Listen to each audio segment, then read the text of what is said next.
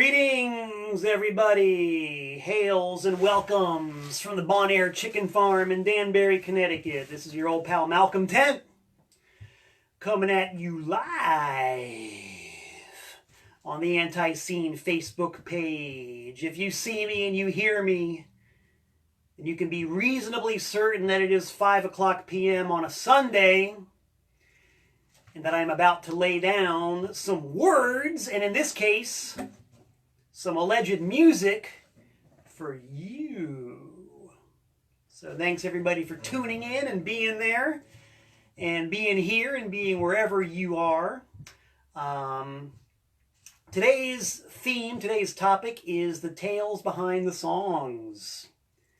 As we all know, I've been involved with the almighty ANTiSEEN for coming up on 37 years now. And at various times, I've been able to contribute to the ANTiSEEN songbook.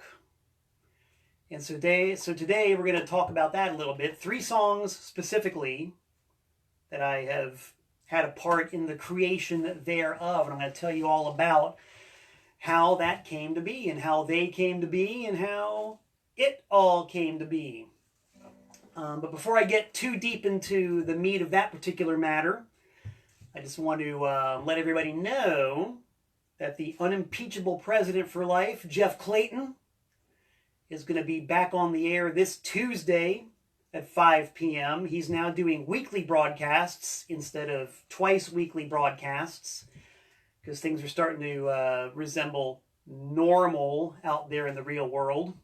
Schedules are loosening up. People are doing things and doing stuff. I'm pretty sure the estimable Thomas O'Keefe is going to be on Thursday at 5 p.m. with more of his tales and knowledge of the ANTiSEEN story. And apparently on Friday at 5 p.m., I'm not going to be there, but ANTiSEEN's getting together to rehearse for our upcoming live internet extravaganza. Oh, yes. ANTiSEEN live in the studio, aiming directly via the wonders of microwave radiation technology through a 5-camera live soundboard setup to give you a full-blown, professionally filmed and recorded concert experience on the dreaded Facebook. So Jeff Clayton will be telling you more about that on his broadcast as we iron out the details and get all the kinks worked out and decide how to do it. It's going to be pretty good. I'm really looking forward to it. The date on that is June 13th, which is less than a month away. So that gives you plenty of time to take a little bit of extra iron, get hydrated, fortify yourself, take lots of vitamins, toughen yourself up with punches to the face, whatever it takes to brace yourself for the full-blown onslaught of ANTiSEEN live on the internet. Because it's going to happen. It's going to be good. So yeah, before I get into the 3 songs, I want to reflect a little bit upon what the unimpeachable president for life, Jeff Clayton, talked about on his last broadcast. He told the really, really fun and cool story of the recording of the original Murder Junkies album. And that story is archived on the ANTiSEEN page. I also posted it on the Gigi Allen fan page. So if any of you guys are on the Gigi Allen fan page, you can find it there as well. If you want to join the Gigi Allen fan page, you should. It's a good page. It's a very nice page. It's got a page full of Gigi Allen fans and people. So his tale is there. It's archived. It's on the internet. I'm not going to get into like a long, in-depth dissection of it because it's there for you to watch it if you want. But he made me think of a couple of things while he was telling his tale. And I want to sort of throw my own little bit of shading into those stories that he told. The first one harkened back to a story that Barbecue Young told me about the time that he met Gigi for the first time. And it's really funny because the stories are identical. The way that Jeff tells it is the exact same way that Barbecue told it, but there's just a slight little bit of shading in Barbecue's perspective. So I'm going to relate the tale to you as he told it to me. The way that Barbecue Young first met Gigi Allen was when he was sitting at home one afternoon, and he got the call that said, "Look, man, Gigi's flying into town.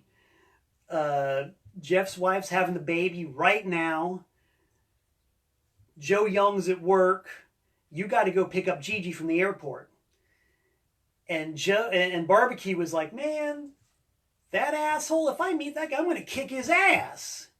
You know, because Barbecue Young was not a fan of Gigi Allen. He'd heard all the stories, and he was pretty sure he didn't want anything to do with this guy. But somebody had to go get the guy from the airport, and because, you know, Jeff's participating in the birth of his child, and Joe's at work, it's up to Barbecue. So Jeff Young, a.k.a. Barbecue Young, grumbling and gnashing his teeth, gets into the car and drives to Charlotte International Airport, just waiting to meet this asshole Gigi at the gate. And he doesn't want to be there, but he's got to do it. So he's waiting, and he sees Gigi coming down the hallway, and their eyes meet. And Gigi walks up to Barbecue and says, "Hi, my name's Gigi. I'm pleased to meet you." They shake hands, and that's it. Friends for life. That's all it took, you know? Just a hearty handshake and a friendly greeting. The ice was broken, and history was made. And it just goes to show you, you know, that's the kind of guy that Barbecue was. You know, I always thought that, and he might have even said this himself, that, you know, a stranger is just a friend that you've yet to meet, kind of thing. And that's the way Barbecue was.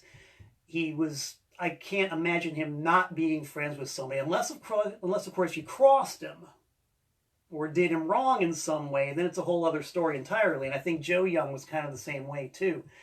But he could be friends with anybody. And once he saw that Gigi was not, you know, going to take a shit on the tarmac, or, you know, beat himself up there at the car rental counter or whatever, he's just a regular friendly dude, everything was cool. And it's kind of funny because the relationship, the friendship, whatever it was, actually culminated in a record.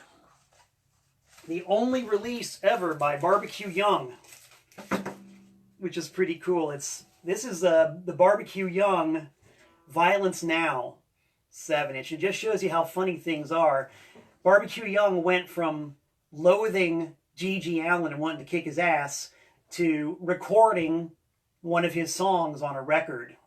And this is it's a live 7-inch. It's actually Barbecue singing for ANTiSEEN. It's the Greg Clayton, Tom O'Keefe, Joe Young lineup, but they did a sound check at a gig, and Barbecue took the mic and did Violence Now. It just kind of shows you how funny things are sometimes and how they work out. And this was pressed as a 7-inch, and I got a few of them if anybody wants one. Just saying. If the price is right, anything can happen. The other tale, the other part of the tale that Jeff related, which I thought was really interesting that I never knew, was that when Gigi recorded the Murder Junkies stuff with the band and they got it all mixed and everything, Gigi was not satisfied with the way his voice sounded because the pitch was off. He was like the way that the songs were recorded and the key that they were recorded in, Gigi had to, I guess he had to reach a little bit. And when they released the album, Gigi actually had the tape slowed down so that his vocals were more in line with the key he was used to singing in. And that made perfect sense, because something I learned when I joined ANTiSEEN and started learning all the songs is that even though ANTiSEEN songs are written in standard tuning, they're played in a different key than your average rock and roll song is. And I'm not going to reveal any secrets. I'm not going to give away any games, but there's a certain magic key for an ANTiSEEN song, and Gigi was singing songs written in that key, and therefore, I'm going to guess, had to stretch a little bit to get there, which makes perfect sense as to why he would want the song slowed down on the actual finished product, so it sounded more like, you know, Gigi Allen in his natural range. Very, very interesting the way that ties into the stuff I've learned as being, you know, as part of being a member of the band. The other thing that Jeff Clayton talked about was the spoken word parts in the Murder Junkies album that were on the first pressing only, but not on any of the subsequent reissues. And Jeff left them off because the spoken word parts were interspersed with the songs. And so it's like, I remember very clearly hearing the album for the first time. You drop the needle on the record, you hear this intense spoken word part, and then the first song, and you're like, yeah, that's awesome. And then the song ends, and then there's another spoken word part, and then another song, and you're like, okay, that's pretty cool. And then another spoken word part, and then another song, and it's after a while, you're kind of like, all right, I really wouldn't mind these songs to just hit me between the eyes one after the other. And that's why the spoken word parts got left off. In reflecting upon that, and it took me a long time really to come to a conclusion as to why Gigi wanted the album sequenced the way that it was. And just to go back a little bit, I've been doing this series of albums and series of Gigi Allen reissues on my label. And the first one was called Gigi Allen, Portrait of the Artist as a Public Animal. And when I was researching some of the tracks on there, I was reading all these notes that he had sent back and forth between himself and this guy named Emphysema on these noise tracks that they collaborated on. And Gigi's specific instructions were that he wanted the album to be as difficult to listen to as possible. He wanted it to be as hellish as possible. He wanted it to be as unpleasant for the listener as possible. He didn't want it to be an easy listen. He wanted it to be hard work and difficult and painful. And when I read that kind of made a lot of sense as to why he would have wanted all those spoken word parts to be interspersed with the songs. It's like he didn't want anybody to just sit there and listen to the songs and enjoy them and have a good old time. He wanted them to be uncomfortable and to work and to be sort of put on the spot and maybe probably even pissed off by having to hear these spoken word bits between all the songs. Having said that, the spoken word bits are pretty damned intense. He put as much into them as he did the songs. And they're fully produced and they're very, very much performance. It's not just him sitting in the studio reading off a sheet of paper. He's really projecting himself into those spoken word parts. And I've been talking to Jeff for a while now about reissuing those on the next edition of Gigi Allen, Portrait of the Artist. And it's going to happen. I don't know how soon, but it is going to happen. You will be able to hear those spoken word parts. And I'm probably not going to intersperse them between all the songs because I'm kind of the same mind as Jeff Clayton. It's like, you know, when you're playing an album, you want to hear the music. You don't want them to be interrupted constantly by the spoken word bits. But just in interest of what I think might have been the artist's original intentions, that's my explanation of what I think he had in mind when he had the album sequenced that way originally. So yeah, really good stories from Jeff Clayton, as usual, regarding the recording of that album. And we'll see what he comes up with next this Tuesday. Now, let's see what I come up with next, shall we? We've sort of been building up to this moment, and it's a magic moment. And we're poised on the verge. We're standing on the verge of getting it on, baby. With the guitar. The Starvation box is right here. The sparkly blue Fender Squier that I traded some guy 2 packs of cigarettes for back in 1990 whatever. It has been my #1 stage hatchet ever since. As mentioned before, I've been involved in the creation of three, count them, 3 ANTiSEEN songs over the years. The first inkling that I had of anything like that happening was in the year 1990, when I got a call from Jeff Clayton. He said, "What's your mailing address?" I gave him my mailing address. He said, "Watch for something that's coming for you in the mail." I said, "All right. I love getting stuff in the mail." P.O. Box 3626, Newtown, Connecticut, 06470. That's P.O. Box 3626, Newtown, Connecticut, 06470. I love getting stuff in the mail. Just saying. So couple days or whatever later, a box arrives in the mail, and I open it up, and it's a box full of this single right here. Imagine my shock and awe when I saw that ANTiSEEN had released a single on an Australian label of a song entitled My God Can Beat Up Your God, which, amazingly enough, was a song off of the very first record by my very first band, Broken Talent. Yeah, the almighty ANTiSEEN recorded one of my songs. I couldn't believe it. I was so excited. This was great. Oh, an artist loves validation, and I got some validation on that by one of my favorite bands covering one of my songs. Dude, that's great. The funny irony is, and I've told this story, I'll just recap it briefly, is that ANTiSEEN did not cover the version of the song that was on the record. They covered a live version, which was on a cassette tape that we made at CBGB in the summer of 1985. And in case you're wondering where you can get that version, where you can hear the actual recording that ANTiSEEN stole for their version, it just so happens to be included on this, my album, The Multiple Moods of Malcolm Tent, which features that recording of My God Can Beat Up Your God by Broken Talent, a hot live version of Sabu by ANTiSEEN recorded on our tour last year with I Hate God and The Obsessed, and a whole ton of other bands that I've been in since 1983. This is, of course, available. You can get it from me. I think some guy's selling them on eBay. They're out there. If you want one, hit me up. You can hear genuine history and a lot of great music. So that is how the song My God Can Beat Up Your God, as done by ANTiSEEN, came about. They stole it. Lock, stock, barrel. They stole it. Now, as we all know, there is such a thing as honor among thieves. So when I started doing my solo acoustic shtick, I wanted to do My God Can Beat Up Your God, but I couldn't figure out how to arrange it for guitar. And I thought, wait a minute. I've got a record I can play along with. This one right here, Mother Scratcher. This one!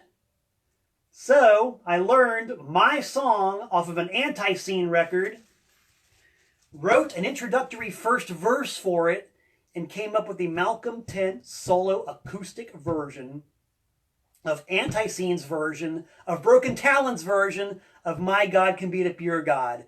And I really hope it goes something like this.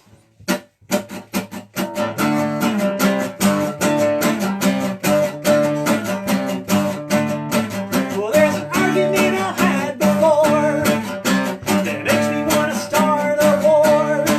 It's been the same since the dawn of time. Will it be your God or mine? My God can beat up your God. Your God is just a stupid clod. My God can beat up your God. Your God is just a stupid clod. Your Bible has been read. Your disciples are all dead. Don't you give me any of your lip. I've heard it all before. My God can beat up your God. Your God can munch on my side. My God can beat up your God. Your God can munch on my side. My God's so goddamn cool. Your God's a goddamn fool. Don't try to save me. Kill yourself if you wanna be born again.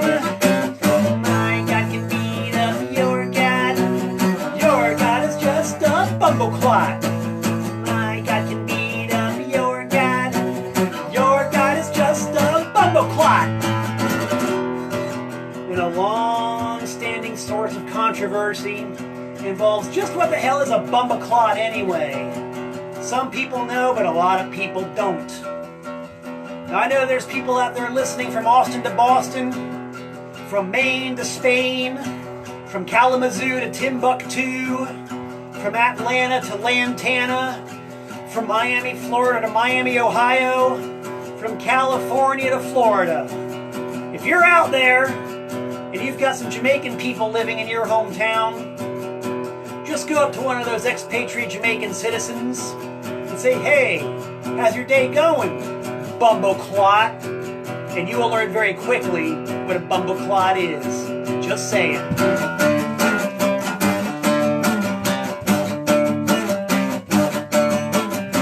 I ain't no Christian, I ain't no Jew. Don't tell me what I am, 'cause my God's bigger than you.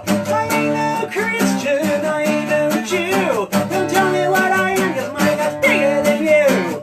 My God can beat up your God. Your God is just a stupid clod. My God can beat up your God. Your God can munch on my side. My God can beat up your God. Your God is just a bumbleclot. My God can beat up your God. Your God can suck my rod, man.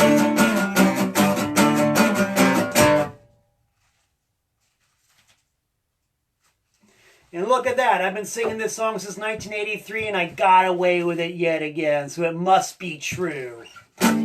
My God can beat up your God. Got any complaints? Tell it to your God. I'm sure that he, she, or it will straighten it out post haste. No problem. All right, so that was the story and the song, part 1. Part 2 is coming up right now. The second song that I have been intimately involved with the almighty ANTiSEEN. Now this goes back to approximately 1991, maybe 1992. Not sure the exact date. But it was when ANTiSEEN played at my record store, Trash American Style, in Danbury, Connecticut. And since you're here on the ANTiSEEN page, you're already a fan, you already know what's happening. I don't have to explain to you what an ANTiSEEN live performance is like. You already know. And that's one of the reasons why you're here, is because you know. You've experienced this. You survived it, and you want more. So just imagine, if you will, the full-blown ANTiSEEN live experience inside of a very dense packed record store with a pretty fair number of people there. Fast forward to after the performance, and the smoke is literally clearing from the air. We are literally picking ourselves through the debris in a daze, trying to recover from the experience. We are like literally trying to figure out just what the hell happened to us. And I'm at my position behind the front counter, where I'd received so many phone calls from Jeff Clayton. And Joe Young comes up to the front counter, where I had this box of bumper stickers that were for sale.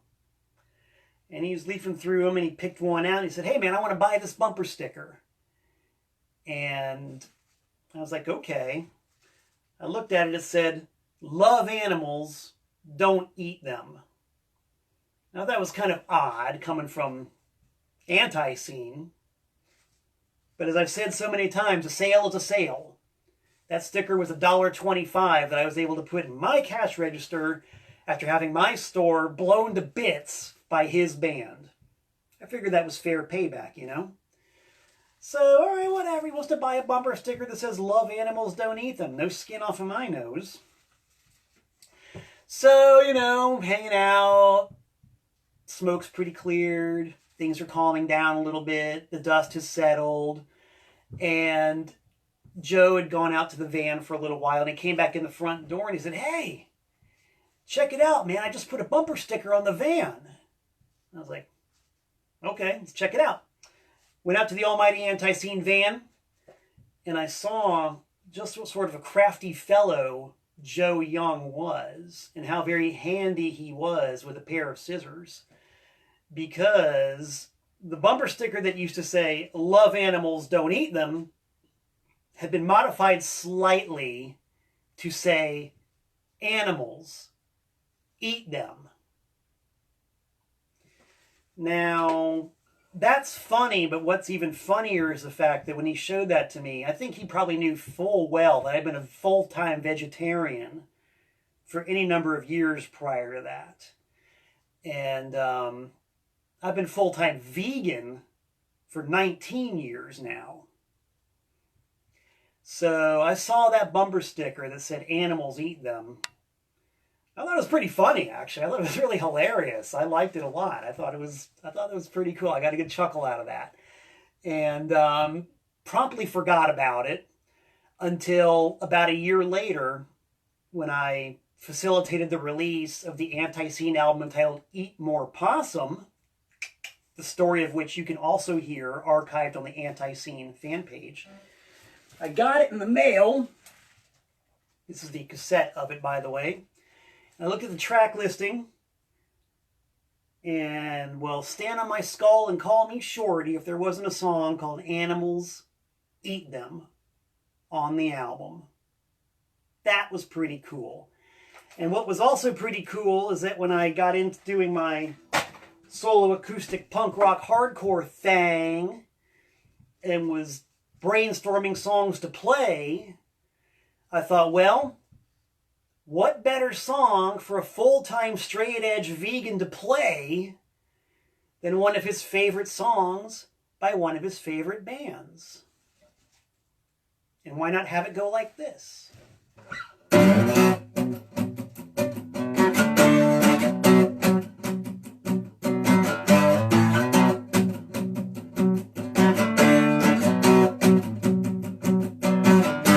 You see him grazing in the field, waiting to be my next meal. One of my favorite fights is fussing over their rights. Animal rights, they got none. I like them better on a bun. Well, I'm not trying to be crude, but I like them better as food. Animals, eat them so you don't have to feed them. Animals, eat them. Well, don't be cruel and feed them. Just eat them.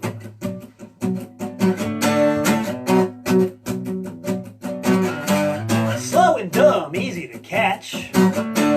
All they do is sleep and fetch. Well, people in China eat cats, and people in Haiti eat bats. And if you got a problem with that, Gordon Liddy ate a rat. Give me liver mush, kill that hog. Fuck the veggies, give me a hot dog. Animals, eat them so you don't have to feed them. Animals, eat them. Well, don't be cruel and feed them. Just eat them.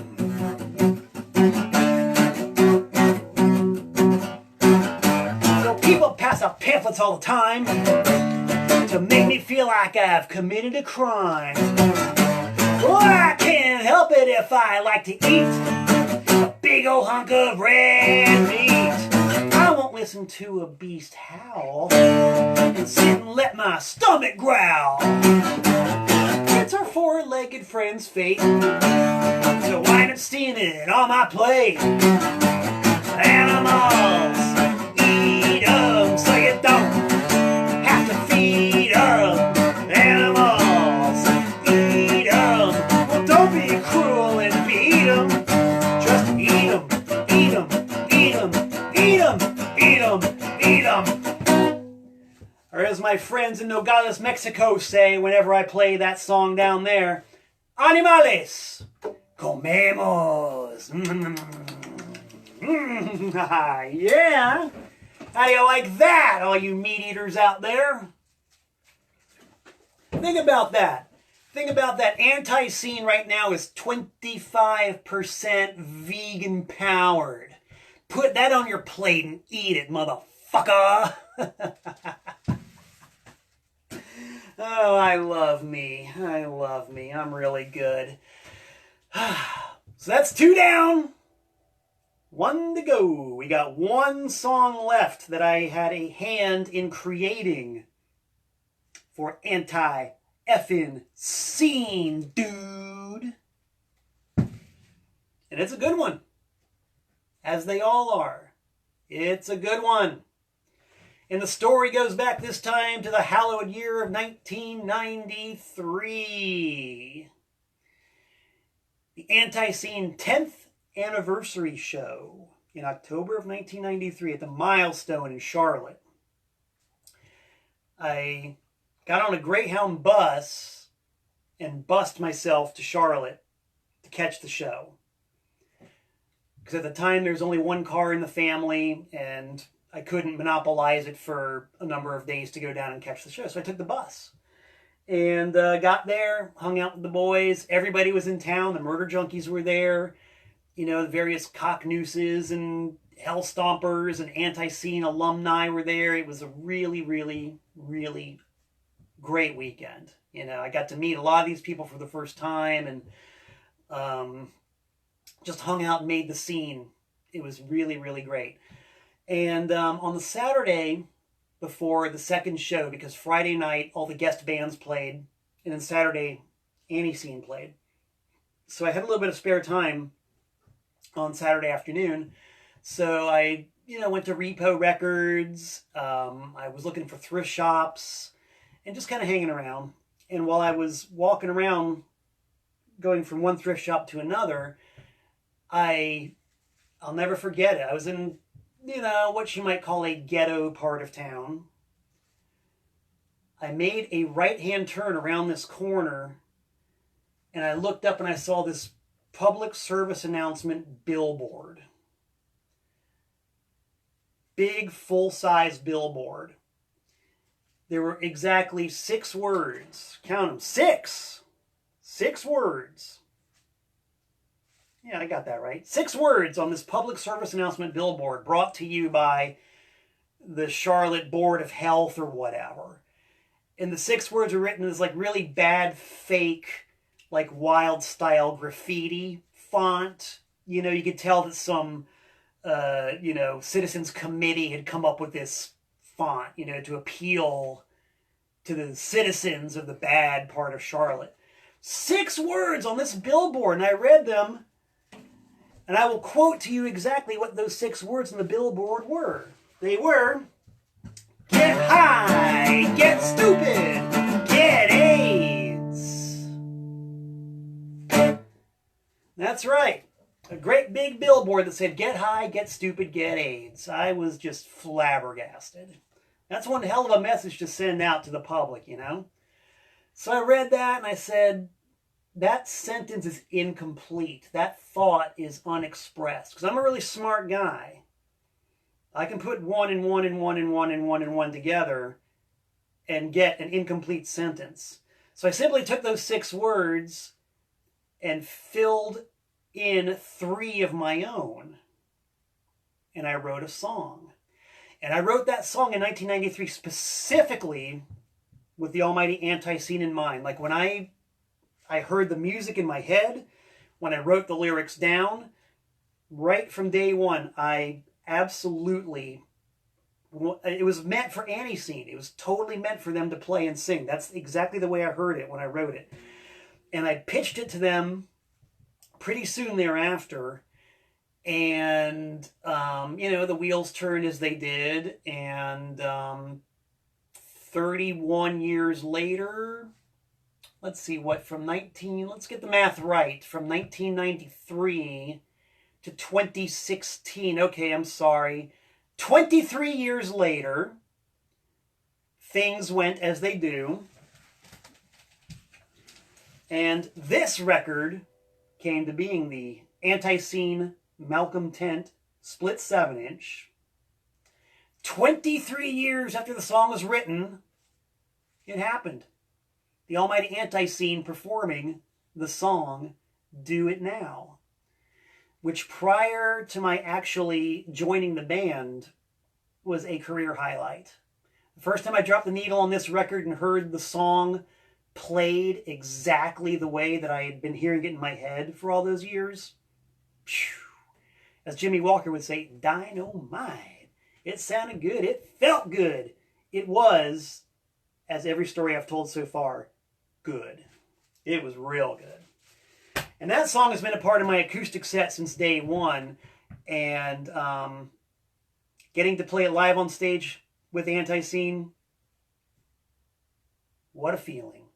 What a feeling. Getting to play it on my own, in my own right, with my own guitar, also a pretty good feeling. Check it out, kids. This is how I play it.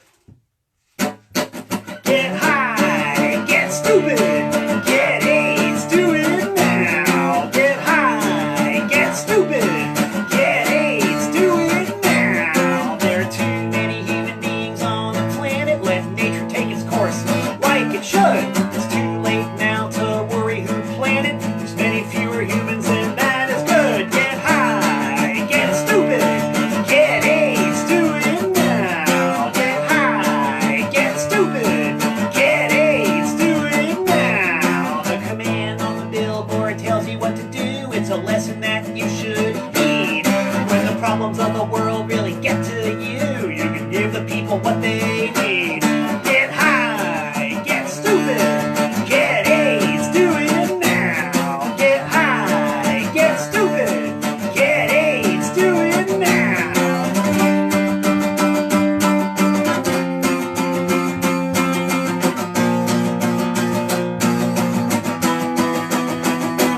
And I love to tell the story of when I was playing that song live on stage at a venue called Two Boots Pizza in Bridgeport, Connecticut. It was a regular pizza restaurant that had live music of an underground nature. But for some reason, I was playing my solo acoustic set during dinner hour when all the citizens of Bridgeport were eating pizza with their families.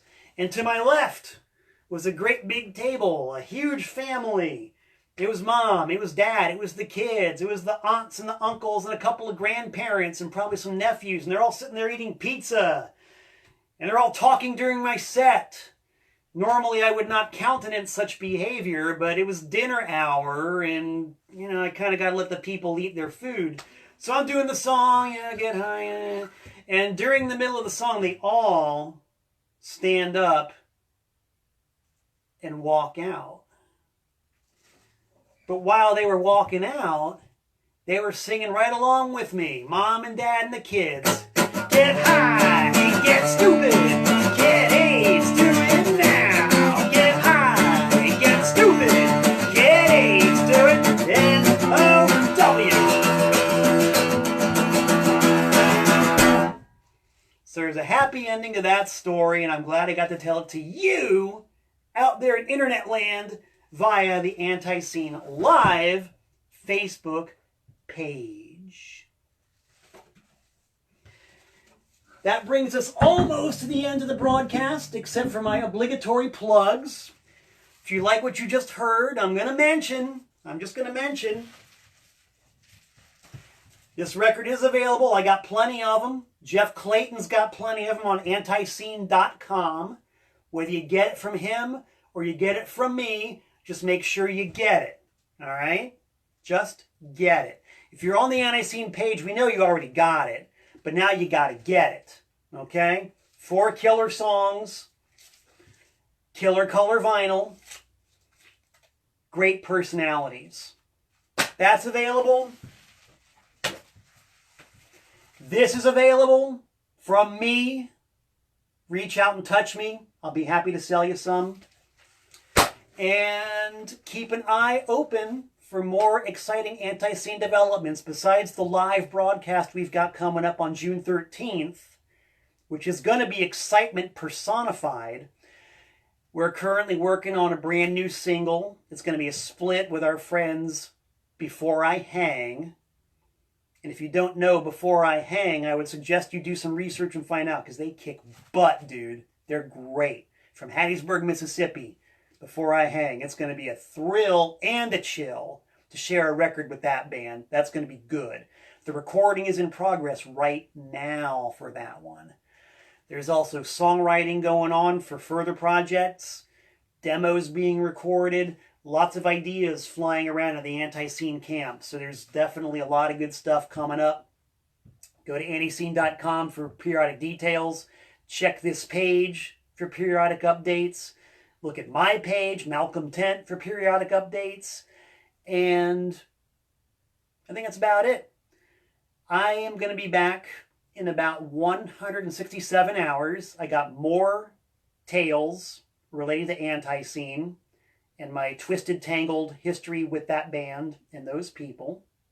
So next Sunday at 5, me. This coming Tuesday at 5, Jeff Clayton.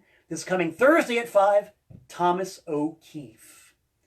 If that doesn't keep your boat floating, man, you're hopeless. But I know you're not hopeless, so it's okay. Until we meet again, this is Malcolm Tent saying so long from the Nutmeg State.